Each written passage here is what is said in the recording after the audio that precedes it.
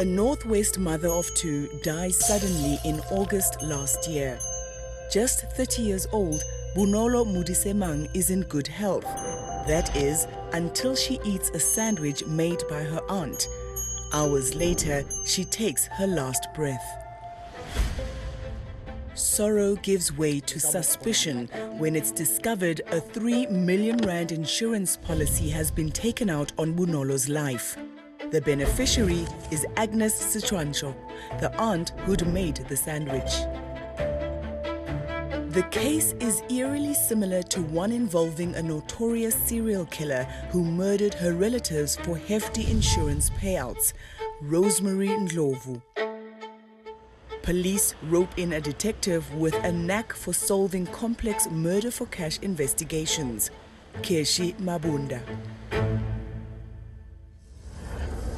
We often see negative headlines about rogue cops that fuel public distrust in law enforcement.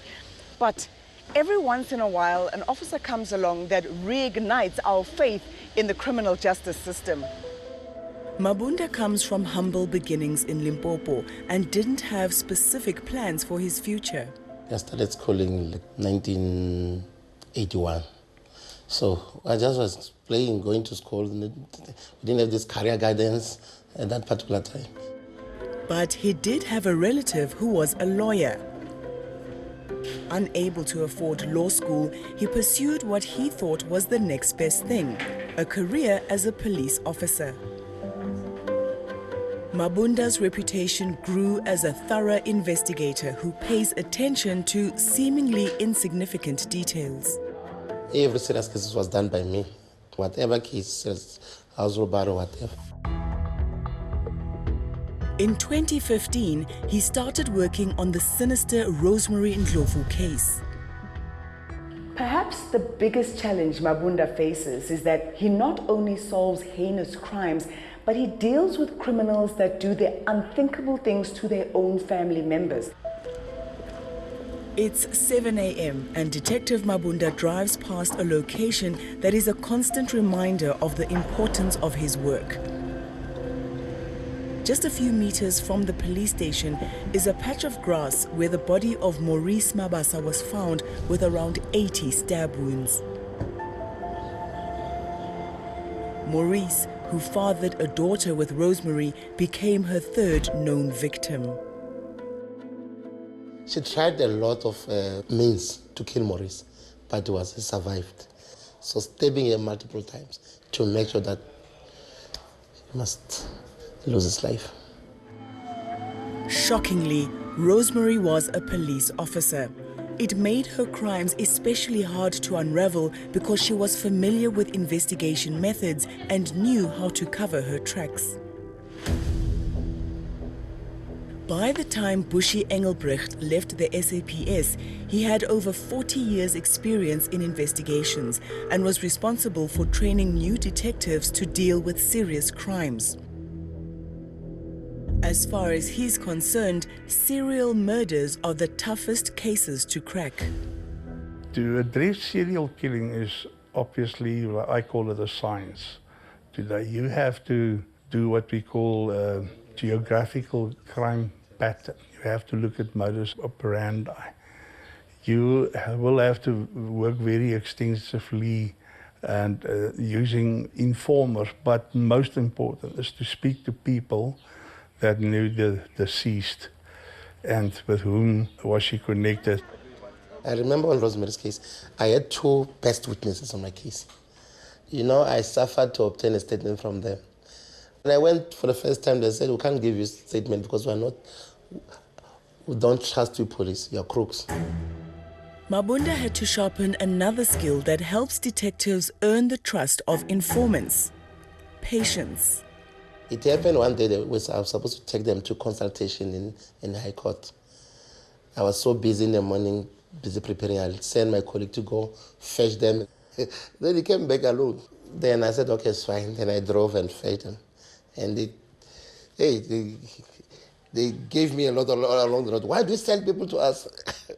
They said a lot of things. But colleague Detective 𝗵𝗶𝗀𝗶𝘆 recalls Mabunda and his team had a bigger challenge on their hands.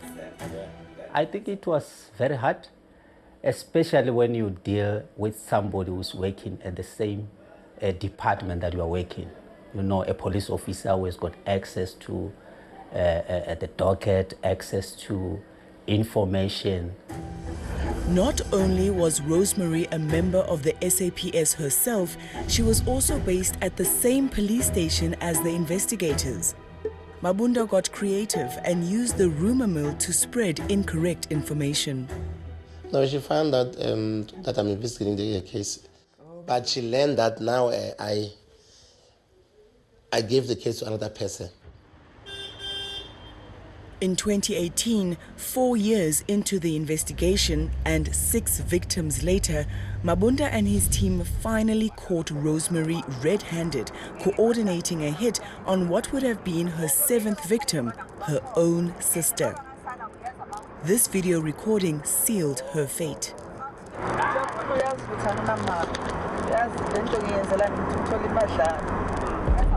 By then, Rosemary had pocketed around 1.4 million rands in insurance payouts.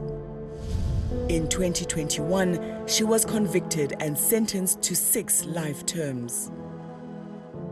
I was very much disappointed to see a police person doing such crime and getting away with that crime. So I said, yeah, I must make sure. I don't want to see to make a mistake here. This person must go.